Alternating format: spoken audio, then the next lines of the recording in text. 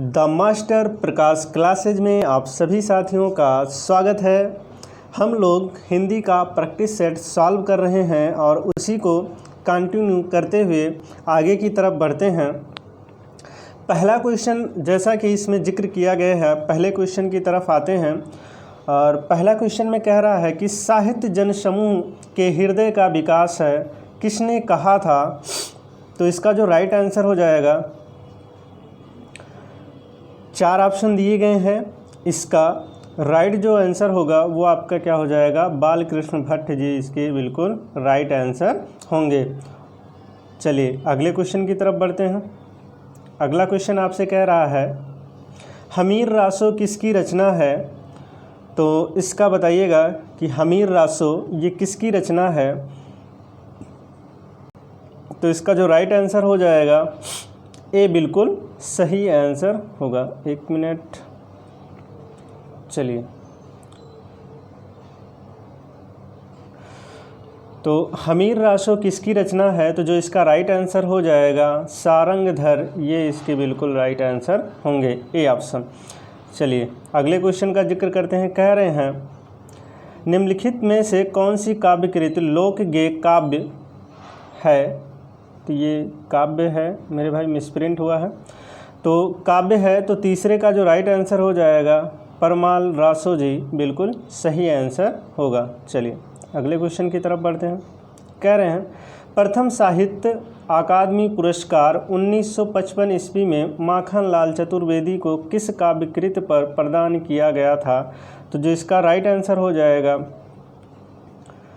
D बिल्कुल सही जवाब होगा, हिमत्रांगणी, ये इसका राइट आंसर होगा।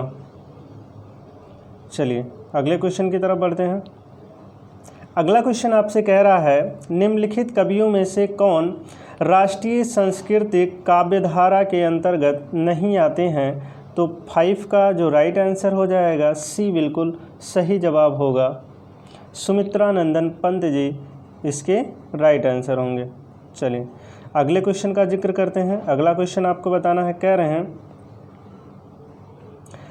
इतवित्तात्मकता किस युग की प्रमुख काव्य प्रवृत्ति है? तो इसका जो राइट आंसर हो जाएगा 6 का द्विवेदी युग, बिल्कुल सही आंसर होगा।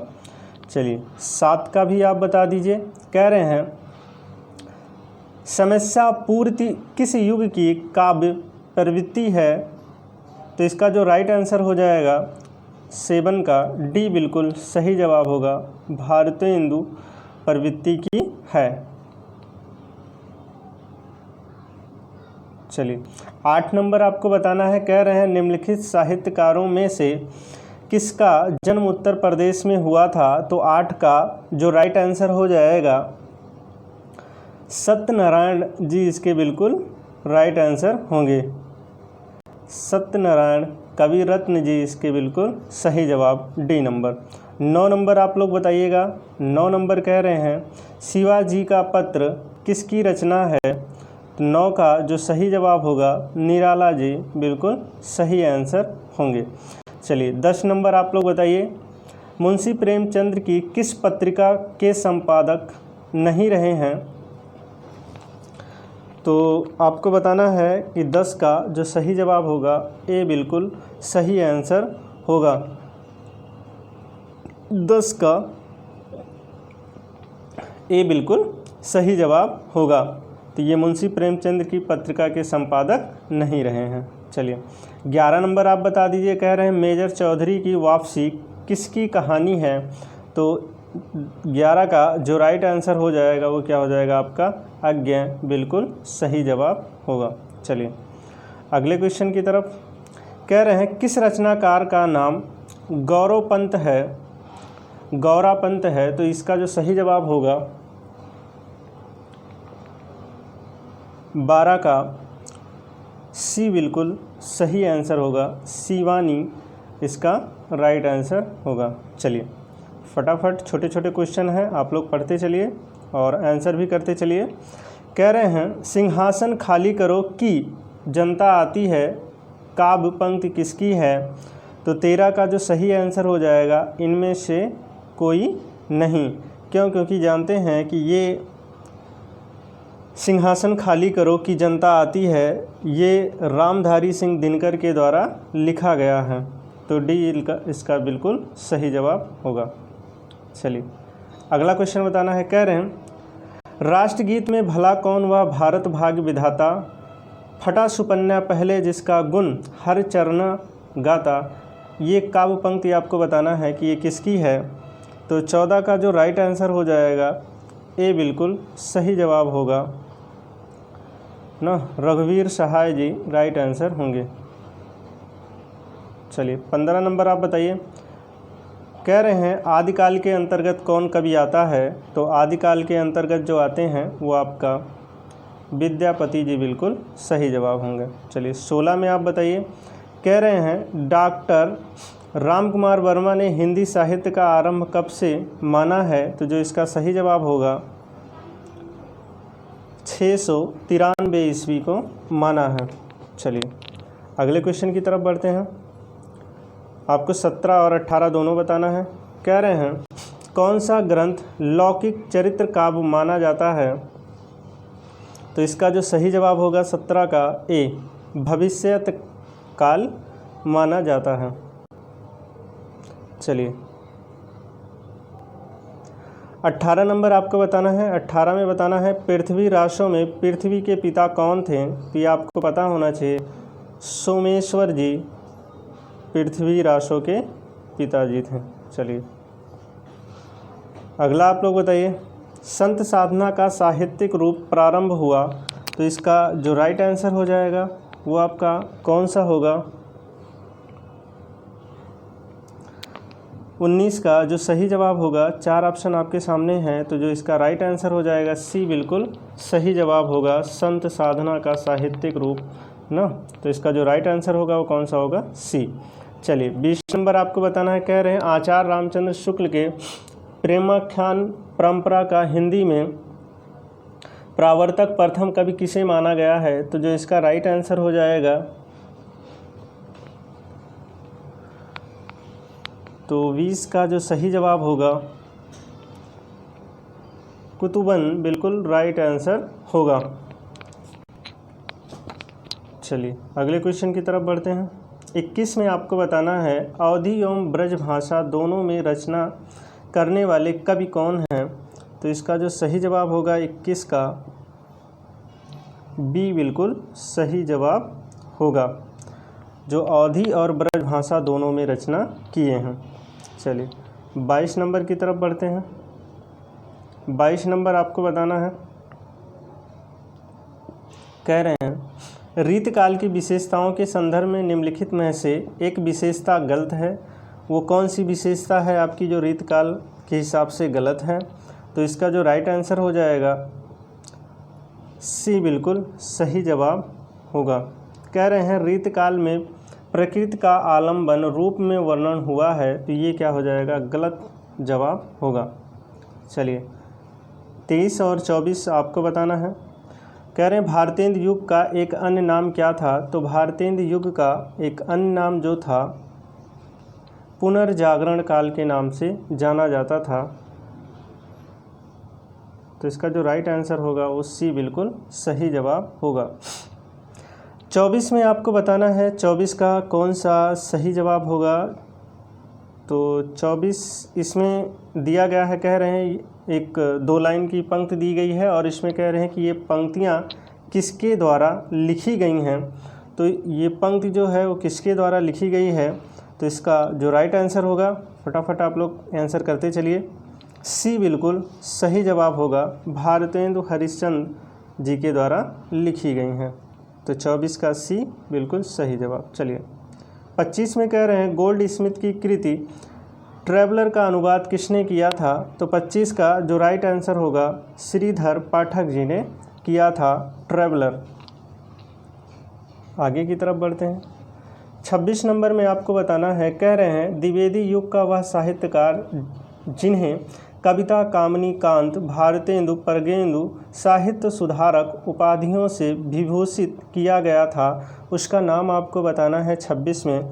तो 26 का जो सही जवाब हो जाएगा नाथूराम शर्मा, अर्थात शंकर इसके सही जवाब होंगे। चलिए अगले क्वेश्चन की तरफ बढ़ते हैं। अगला क्वेश्चन आपसे क्या कह रहा है, मधुप उपन्यास के काव्य अनुवाद करने वाले कवि निम्नलिखित में से कौन है? तो इसका जो सही जवाब होगा 27 का बी बिल्कुल मैथिली शरण गुप्त जी राइट आंसर होंगे। चलिए 28 नंबर आपको बताना है, कह रहे हैं कि निम्नलिखित में से कौन सी रचना अयोध्या सिंह उपाध्याय हरिओध की नहीं है? तो इसका जो सही आंसर होगा विचित्र विवाह ये नहीं है। चलिए अगले क्वेश्चन की तरफ बढ़ते हैं। अगला क्वेश्चन आपको बताना है, ध्यान से पढ़ लीजिए। इसमें कह रहे हैं छायावाद की निम्नलिखित विशेषताएं हो सकती हैं। तो छायावाद में निम्नलिखित विशेषताएं कौन कौन सी थीं? तो इसका जो राइट आंसर हो जाएगा वो कौन आपका होगा? ए बिल्कुल सही आंसर होगा। विशेषण थी, स्वच्छंदता था, मूर्त था। तो इसका सही जवाब जो होगा ये ए बिल्कुल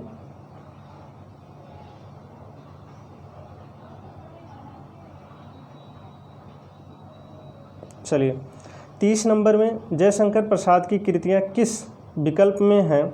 तो 30 का जो सही जवाब होगा वो बी बिल्कुल सही जवाब होगा। कह रहे हैं झरना, लहर, ध्रुव सौमनी, स्कंदगुप्त, ये बी वाला बिल्कुल सही आंसर होगा जो जयशंकर प्रसाद की कृतियाँ हैं। चलिए तेरा वैभव देखूं या जीवन का क्रंदन देखूं, ये कवि पंक्ति किसकी है? तो इसका जो सही जवाब होगा महादेवी जी का है। सी बिल्कुल सही आंसर होगा 31 में। 32 नंबर आपको बताना है, 32 और 33 दोनों साथ में बताइएगा। कह रहे हैं निम्नलिखित पुस्तकों में से किसकी भूमिका को छायावाद का घोषणा पत्र कहा जाता है? तो 32 का मेरे साथी जो सही आंसर होगा वो क्या हो जाएगा?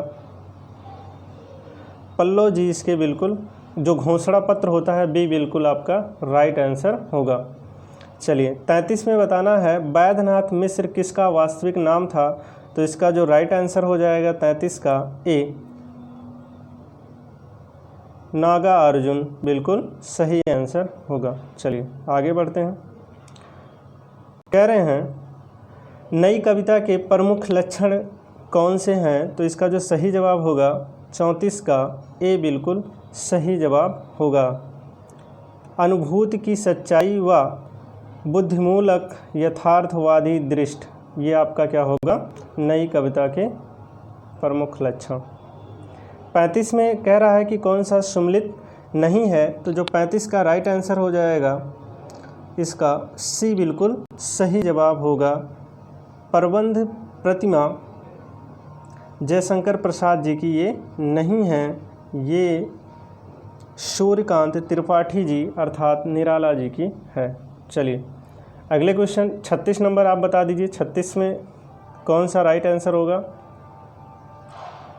कह रहे हैं हिंदी निबंध का उत्कर्ष काल किसे माना जाता है? तो 36 का जो राइट आंसर हो जाएगा शुक्ल युग बिल्कुल सही जवाब होगा। चलिए आगे बढ़ते हैं। 37 नंबर आपको बताना है, 37 में कौन सा राइट आंसर होगा? निम्न में से कौन सा सही सम्मिलित नहीं है? तो 37 का सही आंसर आपको बताना है। तो जो इसका राइट आंसर हो जाएगा ए बिल्कुल सही जवाब होगा। ये सम्मिलित नहीं है, क्यों? क्योंकि माधवी जो है मोहन राकेश की ना होके ये किसकी है? भीष्म साहनी जी की है। चलिए अगले क्वेश्चन की तरफ बढ़ते हैं। अगला क्वेश्चन आपको बताना है, कह रहा है आह वेदना मिली विदाई, मैंने भ्रमवश जीवन संचित मधुकरियों की भूख लुटाई। तो इसका जो सही जवाब होगा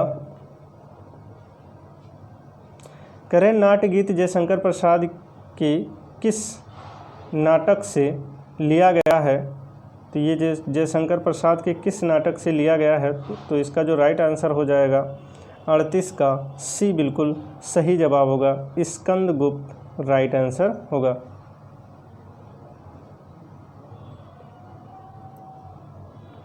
मलबे का मालिक कहानी किसकी है? तो ये किस पे आधारित है?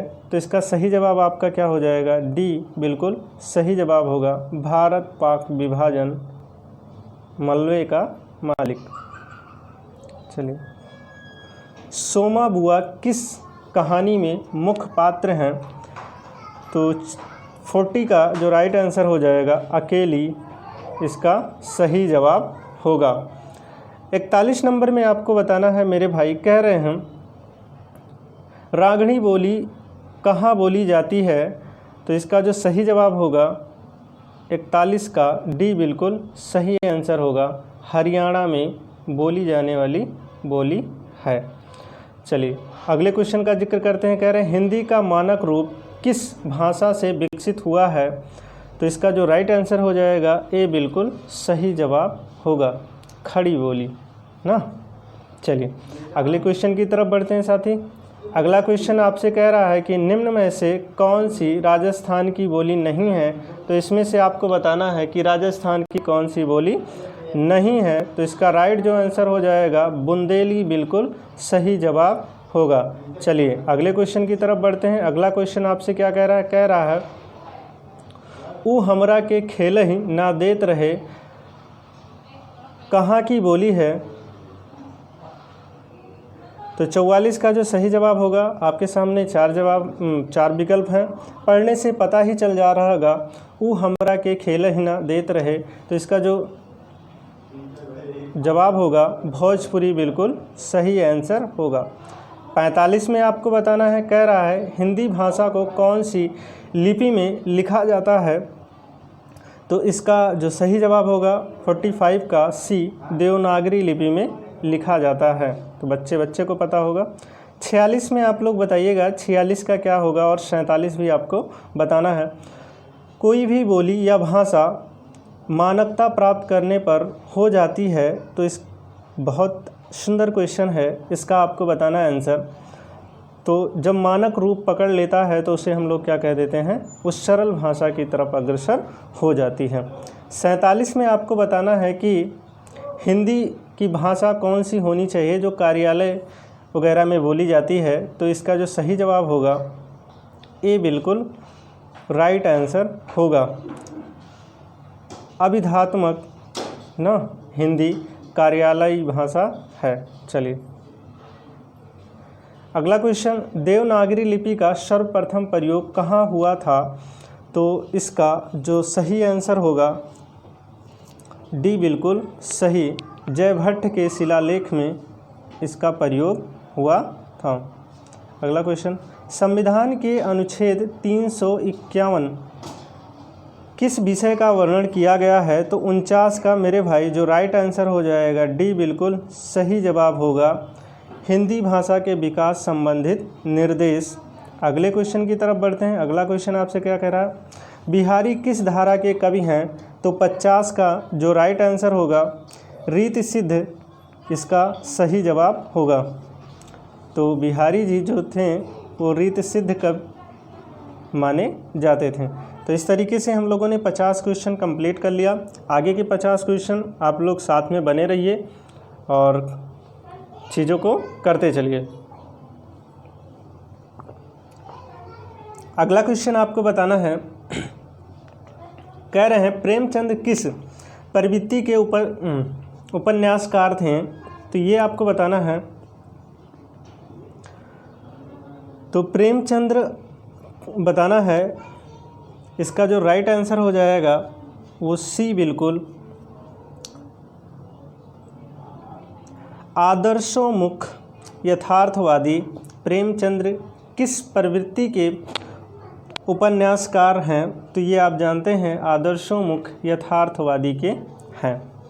चलिए अगले क्वेश्चन की तरफ बढ़ते हैं। अगला क्वेश्चन आपको बताना है, अंग्रेजी स्वच्छंदतावादी काव्य का प्रभाव हिंदी के किस काव्यधारा पर दिखाई देता है? तो 52 का जो सही आंसर होगा इसका सी छायावाद पे दिखाई देता है। अगले क्वेश्चन की तरफ बढ़ते हैं। अगला क्वेश्चन आपको बताना है, निम्न में से कौन सी हरिवंश हरिशंकर परसाई की रचना नहीं है, तो यहाँ से नहीं का जिक्र किया गया है, तो इसका जो सही जवाब हो जाएगा डी बिल्कुल सही जवाब होगा। जीप पर सवार लछिया, इसका क्या हो जाएगा, जीप पर सवार इलिया, इसका राइट आंसर होगा।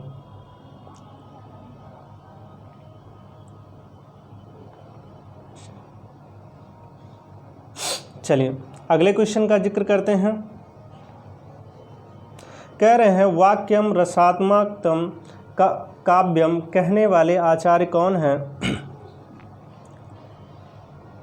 तो इसका जो सही आंसर होगा बी बिल्कुल विश्वनाथ जी ने वाक्यम रसात्मक काव्यम का वर्णन किया है, तो बी इसका राइट आंसर होगा। चलिए साहब अगले क्वेश्चन की तरफ बढ़ते हैं। अगला क्वेश्चन आपसे क्या कह रहा है, इसमें आपको बताना है राम ने कहा कि मैं घर जाऊंगा कौन सा वाक्य है? तो जो इसका राइट आंसर हो जाएगा आपका ए बिल्कुल सही जवाब होगा, संज्ञा उपवाक्य है।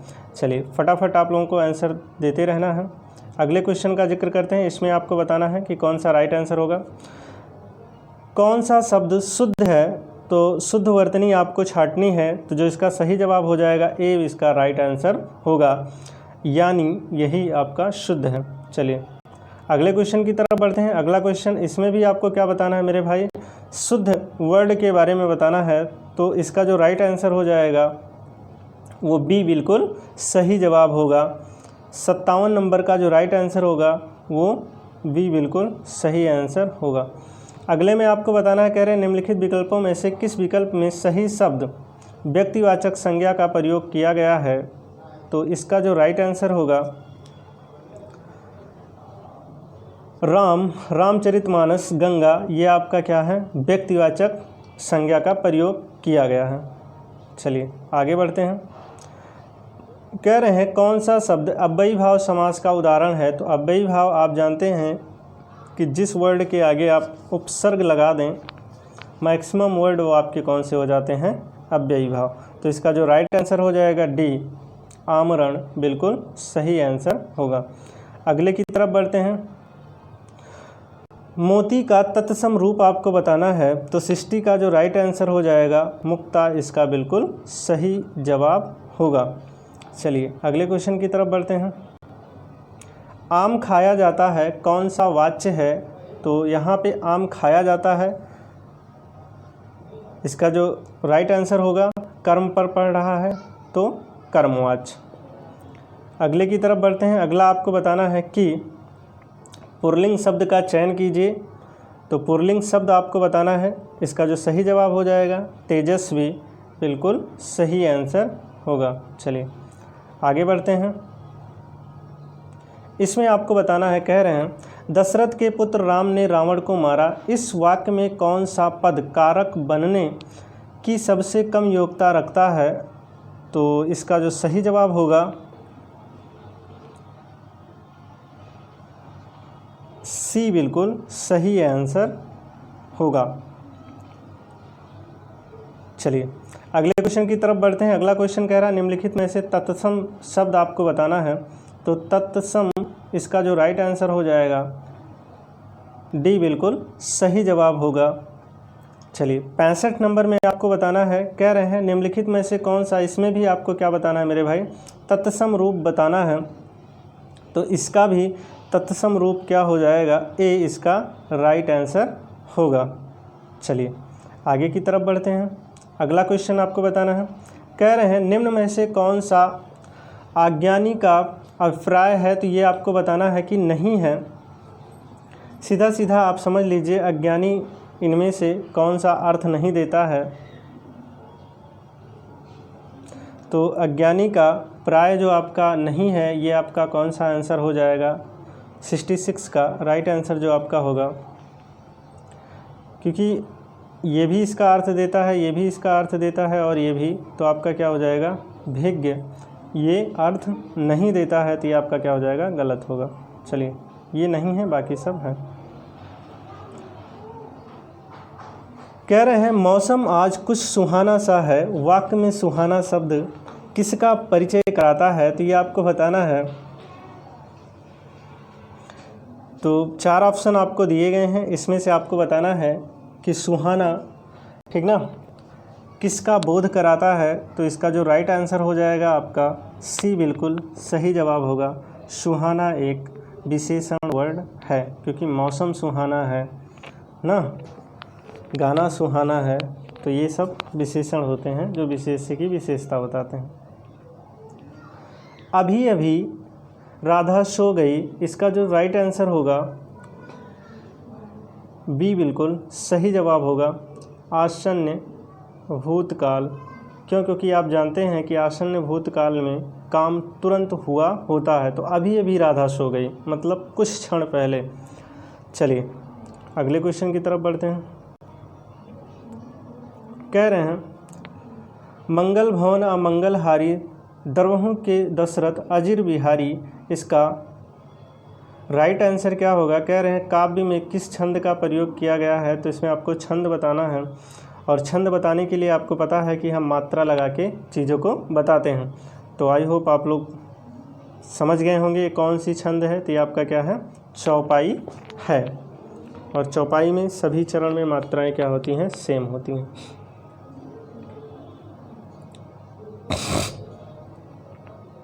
चलिए अगला क्वेश्चन आपको बताना है। कह रहे हैं माला फेरत जुग भयो, फिरा ना मन का फेर, कर का मन का डर दे, मन का फेर। तो इसका जो राइट आंसर हो जाएगा, इस दोहे में कौन सा अलंकार होगा, ये आपको बताना है। तो 70 का जो राइट आंसर हो जाएगा हमारे ख्याल से यमक, हाँ यमक ही बिल्कुल सही जवाब होगा। अगले क्वेश्चन की तरफ बढ़ते हैं। इसमें कह रहा है कि निर्विवाद में कौन सा समास है, तो जो इसका राइट आंसर हो जाएगा अव्ययी भाव समास बिल्कुल सही आंसर होगा। 72 नंबर में आपको बताना है धातुष्मा में कौन सी संधि है, तो इसका जो राइट आंसर हो जाएगा सी बिल्कुल सही जवाब होगा। धातुष्मा में कौन सी संधि है, तो दीर्घ स्वर संधि है। चलिए अगले क्वेश्चन की तरफ बढ़ते हैं। कह रहे हैं इसमें भी आपको बताना है कि कौन सा स्वर संधि है, तो इसका जो राइट आंसर हो जाएगा बी बिल्कुल सही जवाब होगा। रामायण में कौन सी संधि स्वर संधि है। इसमें मेरे भाई आपको कह रहे हैं प्रयुक्त भेद के अलंकार के बारे में आपको बताना है। तो कह रहे हैं ऊंचे घोर मंदिर के अंदर रहने वाली, तो इसका जो राइट आंसर हो जाएगा, दोनों पंक्ति आपका क्या है, सेम है और अर्थ क्या है, अलग अलग है। तो इसका जो सही जवाब होगा आपका यमक अलंकार होगा। चलिए अगले क्वेश्चन की तरफ बढ़ते हैं। अगला क्वेश्चन आपसे क्या कह रहा है। कह रहा है एक बूंद सहज उछली किस विधा की रचना है, तो इसका जो सही जवाब होगा ए बिल्कुल सही जवाब होगा। यात्रा वृदंत बिल्कुल सही आंसर होगा। चलिए कह रहे हैं अष्टछाप के कवियों में प्रयुक्त कौन से कवि थे, तो इसका जो राइट आंसर हो जाएगा 76 का जो सही जवाब होगा कुंभन दास, ये कीर्तनकार अष्टछाप के कवियों में थे। चलिए अगले क्वेश्चन की तरफ। कह रहे हैं जैसी कृत पद्मावत में बताना है आपको है, तो इसका जो राइट आंसर हो जाएगा सी रूपक काव्य बिल्कुल सही आंसर होगा। फटाफट आप लोग करते चलिए। अगले क्वेश्चन कह रहे हैं बसो मेरे नैनन में नंदलाल किसकी पंक्ति है, तो जो इसका राइट आंसर हो जाएगा सी बिल्कुल मीराबाई जी का है। अगला कह रहे हैं दुर्व्यवहार में आपको प्रयुक्त उपसर्ग बताना है, तो इसका जो सही जवाब होगा ये भी हो जाएगा, ये भी मतलब कि उपरोक्त सभी उपसर्ग जो शब्द के पहले लगता है। चलिए 80 नंबर में आपको बताना है। कह रहे हैं अज्ञ का विलोम आपको बताना है, तो इसका जो राइट आंसर हो जाएगा विज्ञ बिल्कुल सही जवाब होगा। चलिए 80 नंबर आपका हो गया। 81 पे चलते हैं।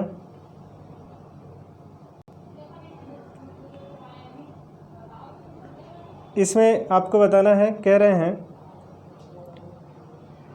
रेखांकित के आधार पर पुरुषवाचक सर्वनाम के बारे में बताना है। तो इसमें कह रहे हैं भेद का सही विकल्प वह कल मुझसे मिलने आएगी। तो इसमें आपको बताना है कि कौन सा पुरुषवाचक सर्वनाम है। तो वह कल मुझसे मिलने आएगी, इसका जो राइट आंसर हो जाएगा इसमें सी बिल्कुल सही जवाब होगा। क्यों? क्योंकि अन्न ना पुरुषवाचक सर्वनाम है। चलिए अगले क्वेश्चन की तरफ बढ़ते हैं। अधोलिखित किस काव्य में आकर्मक क्रिया है? तो जो इसका सही जवाब होगा, जिसमें कर्म ना हो, तो श्याम हंसता है, इसका राइट आंसर होगा। चलिए अफसोस में मैं नहीं जा सका रेखांकित में आपको बताना है कि अव्यय कौन सा है। तो इसका जो सही जवाब होगा आपका बी नंबर बिल्कुल राइट होगा। शोक सूचक अव्यय प्रयोग किया गया है। चलिए अगले क्वेश्चन की तरफ बढ़ते हैं।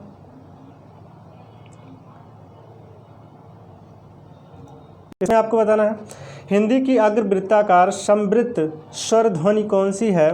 तो इसका जो सही जवाब होगा 84 का ई बिल्कुल राइट आंसर होगा। अगले में आपको बताना है, कह रहे हैं कंठा ध्वनियाँ कौन सी है? तो कंठ से कौन सी ध्वनि आपकी उच्चारण होती है? तो इसका जो राइट आंसर हो जाएगा का, खा, गा, मतलब का वर्ग सब कंठ से उच्चारण होती हैं। अगोछा का तद्भव का तत्सम रूप आपको लिखना है। तो इसका जो सही जवाब हो जाएगा सी बिल्कुल राइट आंसर होगा। अंगप्रोछा इसका राइट आंसर होगा।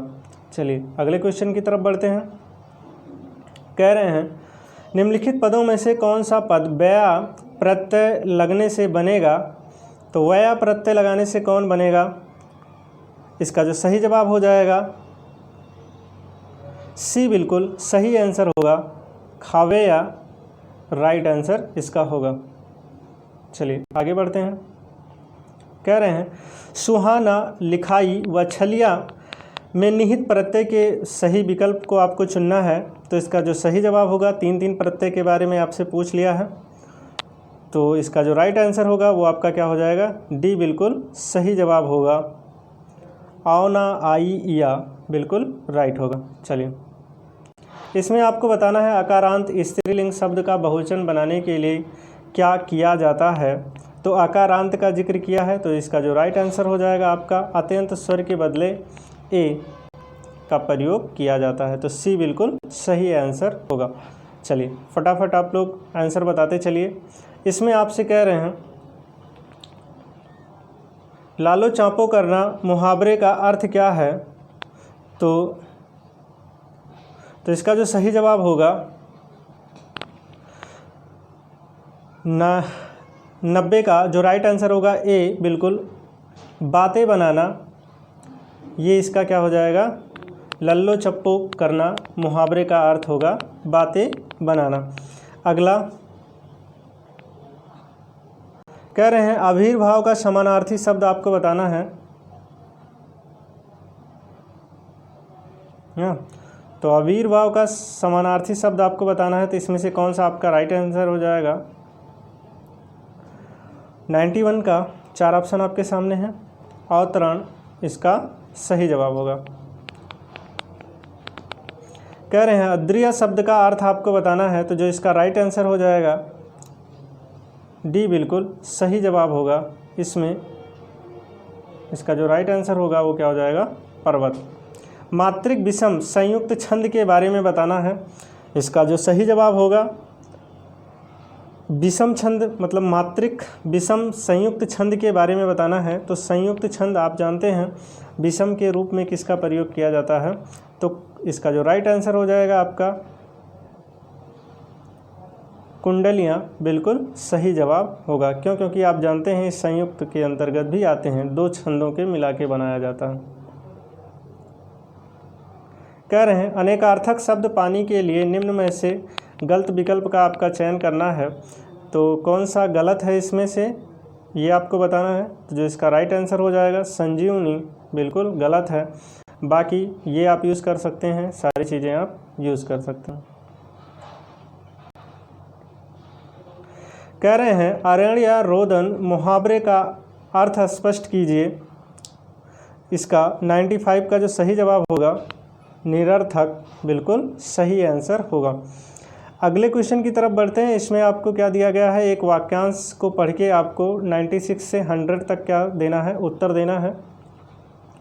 तो मेरे साथी हम ना आप लोग इसको पढ़ लीजिएगा वीडियो को रोक के, और हम इसके केवल आंसर करवा दे रहे हैं क्योंकि नहीं तो वीडियो बहुत लेंदी बन जाती है। चलिए 96 का जो राइट आंसर होगा, इसमें कह रहे हैं हम भारतीय जिधर भी अपने कदम बढ़ाते हैं वहाँ, तो ये आप जैसे ही वाक्यांश गद्यांश आप पढ़ेंगे तो वहाँ से ये चीज़ें स्पष्ट हो जाएंगी ये कहना क्या चाहता है। तो जो इसका राइट आंसर हो जाएगा शुभ कार्य होता है। चलिए अब यहाँ पे देखिएगा, कह रहा है कि पैर का समानार्थी नहीं है, तो अब ये तो गद्यांश आपको बताएगा नहीं, ये आपको पता होना चाहिए। तो इसका जो सही आंसर हो जाएगा 9 बिल्कुल राइट आंसर सी होगा। चलिए अगले की तरफ बढ़ते हैं। 98 में आपको बताना है कौन सा राइट आंसर होगा। तो जो इसका राइट आंसर हो जाएगा भारतीय हैं, डी ऑप्शन बिल्कुल सही हो जाएगा। ये सारी चीज़ें आप वाक्यांश से पढ़ के बता पाएंगे। तो सबसे पहले आपका काम क्या रहेगा, वाक्यांश को अच्छे से पढ़ना। कह रहे हैं समास की दृष्टि से शेष में भिन्न पद है, तो इसमें आपको बताना है कि समास की दृष्टि से कौन सा भिन्न है सबसे। तो मेरे साथ ही इसका जो राइट आंसर हो जाएगा अपनी अपनी, ये क्या है, ये भिन्न है, सबसे हटके है।